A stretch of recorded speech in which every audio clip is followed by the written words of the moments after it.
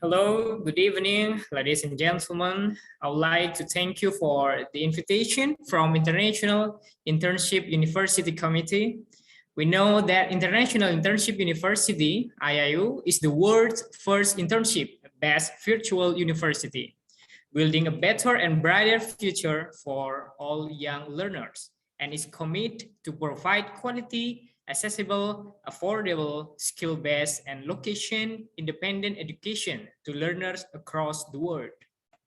IIU is providing access to more than 1,000 plus courses and internship to their e-learners across the globe with a team of high caliber and experienced global educators. IIU has been accredited and affiliated with the World Education Organization, WEO, and International Accreditation Organization, IAO, and collaborates with all the world's top universities and educational institutions through the platform of a massive open online courses, MOOC. IIU provides various certificate and diploma courses. There is always the one person who has the vision, the talk, the idea behind a successful venture and organization. And if we talk about the man behind the success of IIU, is none other than our beloved co-founder of IIU, Mr. Pius Pandit. He conquered the world's first virtual internship university during a pandemic, the International Internship University, the IIU. And I would like to say many thanks to Mrs. Corina Sudea, Vice Chancellor of IIU, Mr. Yuda, Country Director of IIU, who has given me a chance. And hello, my name is Frenza Fairuz Firmansyah, and you can call me Frenza, and I'm from Indonesia. And I would like to share about my presentation here. Okay. Today, we talk about metacognition and mathematics education. And before that, my name is Frenza Fairuz Firmansyah, doctoral candidate at and director of FA Project Indonesia and supervisor international school. And please allow me to present a presentation related to metacognition and mathematics education. Metacognition. Metacognition describes the process involved when learners plan, monitor, evaluate, and make changes to their own learning behavior. Metacognition is often considered to have two dimensions, metacognitive knowledge and metacognitive regulation. Metacognitive knowledge refers to what learners know about learning, and metacognitive regulation refers to what learners do about learning. We talk about metacognitive knowledge. Metacognitive knowledge, this includes the learner's knowledge of their own cognitive abilities, like I have trouble remembering dates in history and something like that, and then the learner's knowledge of particular tasks, and the learner's knowledge of different strategies that are available to them and when they are appropriate to the tasks. And the second one is metacognitive regulation. Refers to what learners do about learning. It describes how learners monitor and control their cognitive processes. For example, a learner might realize that a particular strategy is not achieving the result they want, so they decide to try a different strategy. This is the metacognition phases. Include a planning, monitoring, and evaluation, and reflection. During the planning phase, learners think about the learning goal the teacher has set and consider how they will approach the tasks and which strategies they will use. At this stage, it is helpful for learners to ask themselves, what am I being asked to do? Which strategies will I use? Are there any strategies that I have used before that might be useful? Something like that. And then the second one is during the monitoring phase. Learners implement their plan and monitor the progress they are making towards their learning goal. Students might decide to make changes to the strategies they are using if these are not working. As students work through the tasks, it will help them to ask themselves, like, Is the strategy that I'm using working, or do I need to try something different? It's something like that. And then the third, during the evaluation phase, students determine how successful the strategy they use was in helping them to achieve their learning goal. To promote evaluation, students could consider like how well did I do? What didn't go well? What could I do differently next time? What went well, and something like that. Or what other types of problem can I use this strategy for? Something like that. Metacognition phases planning, monitoring, and evaluation. And the last is reflection. Reflection is a fundamental part of the plan, monitor, evaluate process. Encouraging learners to self-question throughout the process will support this reflection. In the rest of this unit, we will look at the basics of metacognition in more details, and we will discuss the benefits, look at the theory behind metacognition, and discover some practical examples. Yeah, and here it is. Researcher behind metacognition. Now that John Flavel, Vygotsky, and Perkins, educational psychologists have long promoted the importance of metacognition for supporting students' learning, and it continues to be a rapidly growing field of interdisciplinary research. American developmental psychologist John Flavel is most commonly recognized for introducing the term metacognition as a result of his research in the 1970s, which focused on children's knowledge and control of their memory processes. And we have this is my research. I'm focused on metacognition also, like this title, the Mathayom and Senior High School Students Metacognition Profile on Solving PISA Test and Space Content based on Funhill level. And we have deduction level of undergraduate students' imagination in solving geometrical problem. Here is my research about mathematical, about the PISA problem by shape and space content, and then we have metacognition to know about the metacognition of student, like that. And then David Perkins, 1992, defined for level of metacognitive learners, which provide a useful frameworks for teachers. We have here the first one is tacit learners. Tacit learners are unaware of their metacognitive knowledge. They don't think about any particular strategies for learning and merely accept if they know something or not. The second is aware learners. Aware learners know about some of the kinds of thinking that they do, such as generating ideas, finding evidence, etc. However, thinking is not necessarily deliberate or planned. Third, strategic learners. Strategic learners here organize their thinking by using problem solving, grouping and classifying, evidence seeking and decision making, etc. They know and apply the strategies that help them learn. The fourth is reflective learners.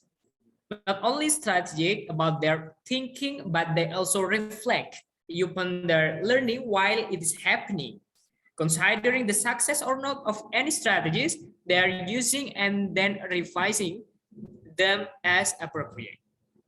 Once teachers have identified where their learners are on this continuum of tacit to reflective, and they can plan their support accordingly. Okay. And then metacognition in math. Yeah, I'm focused in mathematics education, so I must show about a metacognition in mathematics. Yeah, we know that mnemonics. Yeah, mnemonics are used in teaching math facts, order of operation, measurement, geometry, problem-solving technique, and other areas of math. Metacognition has a positive impact on learning. Metacognition helps students to become independent learner. And the common of the mnemonics, yeah, this is a strategies in metacognition. Clear learning goals are necessary for students to effectively apply their metacognitive strategies. With clear learning goals, students can plan strategies that will help them to achieve the goals and will also monitor their progress toward achieving these goals. Many teachers will be familiar with the use of mnemonics to help learners remember information that might otherwise be difficult to recall. There are different types of mnemonics in expression or word mnemonics. Yeah, we have like image mnemonics, use a visual reference to add recall. For example, we can use our hand to recall how many days are in each month. First, we have a January here, January 31, and then February 29, March 31, and then April 30, and then May 31 is something like that.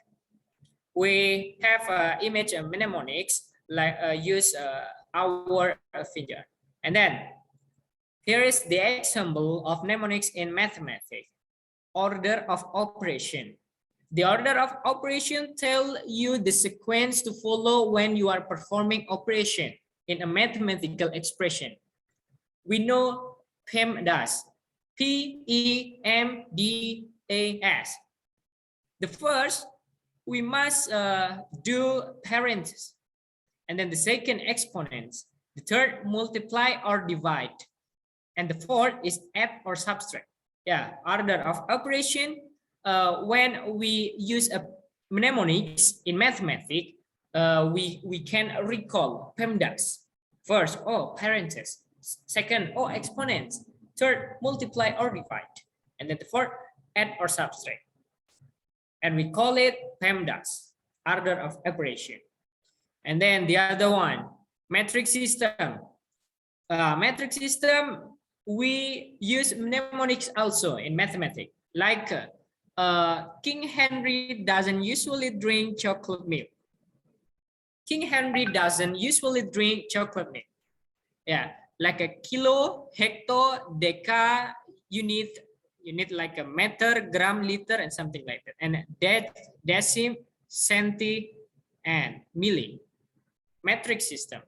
Here we use like King Henry doesn't usually drink chocolate milk. It's easy. It's easy to remember. It's easy to recall and convert to mathematics.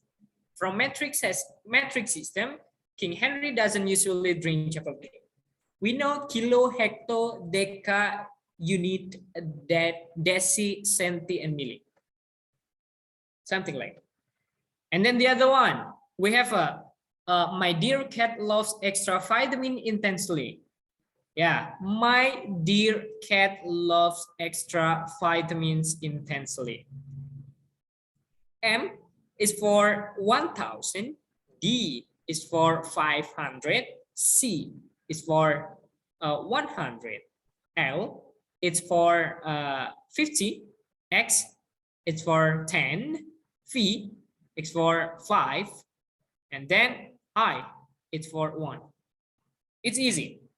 It's easy to recall, it's easy to remember, it's easy to use mnemonics in math. We have metric system here, and then we have we call this Romawi number. My dear cat loves extra vitamin intensely. This is a mnemonics in math. And we have the other. To multiply the number, we have here 12 times 32 equals to 384. How we do that? First, we use one line here, one, first line, the blue one here, and then the green one here, two lines.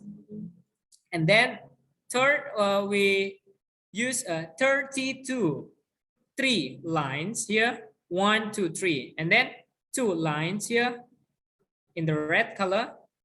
When we multiply 12 times 32 equals 384, yeah, we see this.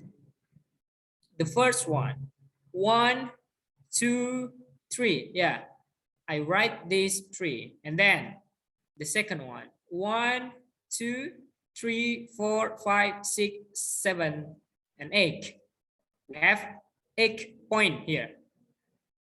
1 point, 2 point, 3 point, 4 point, 5 point, 6 point, 7, and 8. And then the last one, 1, 2, 3, 4. We have a 4 point here. 12 times 32 equals to 384. It's easy. It's easy for us. And then we have another one. 121 times 212 equals to 25,652. How we do that? First, we write this the number 1, yeah, here 1, 2, 2 here, 2 lines, and then 1 again with the blue one here, 1 line, and then times with 2, 1, 2, 2 green line, 2 green line, 1 orange line, and then 2 purple line here. So we have the point here, the 1, 2. We write this 2, and then the second is 1, 2, 3, 4, 5. Yeah, we write this 5, and then 1, 2, 3, 4, 5, 6. I read 6 here. The fourth, 1, 2, 3, 4, 5. I read the 5. The last 1, 2 point here. I write 2. It's easy. 121 times 212 equals to 25,652. Yeah, if we use mnemonics in math and we use our metacognition to planning, monitoring, and evaluation, I think mathematics is easy. So we have another one, trigonometry ratio. I can use Soh Cah Tua. Yeah, Soh Cah Tua. We use Soh Cah Tua to help us remember the ratios. We have trigonometry ratios here. First is adjacent, ADG equals to A, and then opposite, op equals to O, and hypotenuse, hypotenuse, hyp equals to H. And then I write name, sign, sin, cosine, and tangan. This is the ratio is O per H, A per H, O per A. The expression is sin from ratio O per H. The expression is sin theta, cos theta, and tan theta. And to use trigonometry ratios, we use Soh Cah Tua. We use Soh Cah Tua to help us remember the ratios. So is short for sin equals to opposite divided hypotenuse, or equals to O per H, or O divided H. The second, Cah is short, CAH is short for cosine adjacent divided hypotenuse, equals to A per H, or A divided H. TOA, TOA is short for tangen, equals to opposite divided adjacent, equals to O divided A. So it's easy. It's easy for us to use mnemonics in math, mnemonics to recall, to plan monitoring evaluation, to help plan monitoring evaluation and reflection in metacognition. So mathematics is easy. Trigonometry ratio, we know about Soh Cah Tua. And the other one, metric system, we use King Henry doesn't usually drink chocolate milk. And then a Roman number, we use my dear cat loves extra vitamins intensely. So M for 1000, D for 500, C for 100, L for 50, X for 10, V for 5, and I for 1. Same like this, King Henry doesn't usually drink chocolate milk. Kilo, hecto, deca, unit, deci, centi, and milli. Something like that. It's easy. And this is for complementary. Yeah, we add this 9 here to be 9, C to be 9, and then supplementary, we add this 8 for 180 degree. So mathematics is easy for us. And then, so what are the benefits of metacognition? The benefits of metacognition. Metacognition helps students to become independent learners. Metacognitive practice helps learners to monitor their own progress and take control of their learning as they read, write, and solve problems in the classroom. The second, metacognition has a positive impact on learning. Metacognition makes a unique contribution to learning over and above to influence of intellectual ability. Learners who use metacognitive strategies are likely to be able to achieve more. Research shows that improving a learner's metacognitive practice may compensate for any cognitive limitations they have. Too often, we teach students what to think, but not how to think. OECD Insight 2014. Third, metacognition is useful across a range of ages and subjects. Metacognitive practice are useful for all learners from primary level upwards. Using metacognition improves students' academic achievements across learning domains. Metacognitive skills help students to transfer what they have learned from one context to another or from a previous text to a new text. This includes reading and text comprehension, writing, mathematics, reasoning and problem solving, and memorizing. Metacognition is not expensive to implement. Unlike many other educational interventions, implementing metacognition doesn't require expensive specialist equipment or change to school infrastructure. The only cost of implementing a metacognitive approach is the cost of professional development. Later, we will look at practical ways you can introduce metacognition into your school. Common misconception: metacognition is simply thinking about thinking. Although metacognition does involve thinking about one's thinking, it is more complex than that. A large part of metacognition is actively monitoring one's own learning and making change to one's own learning behaviors and strategies based on this monitoring. Second, any strategy used while performing a cognitive task is metacognitive. This is not always the case. For example, using phonics rules to decode an unknown word, then reading is cognitive strategically. Flavel, 1981, identify a useful distinction between the two. Strategies used to make cognitive progress are cognitive strategies, and the second, strategies used to monitor cognitive progress are metacognitive strategies. Third, a teacher plays no role in their learners' metacognitive practice. Although a metacognitive approach typically focuses on allowing the learner to take control of their own learning, the teacher is still required to help in the development of their metacognitive skills. For example, the teacher needs to set clear learning objectives, demonstrate and monitor metacognitive strategies, and prompt and encourage the learning. And the last, metacognition is only applicable to older learners. Some researchers believe that metacognitive skills don't emerge until a child is 8 to 10 years old.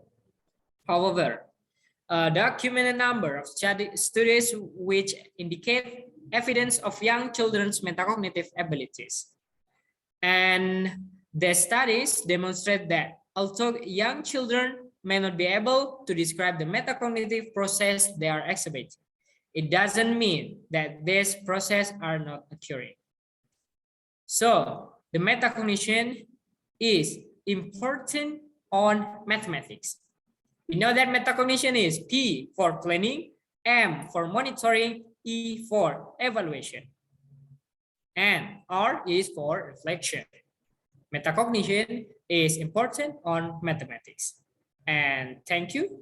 Here it is from me. I'm Frenza Fairuz Firmansyah from Indonesia.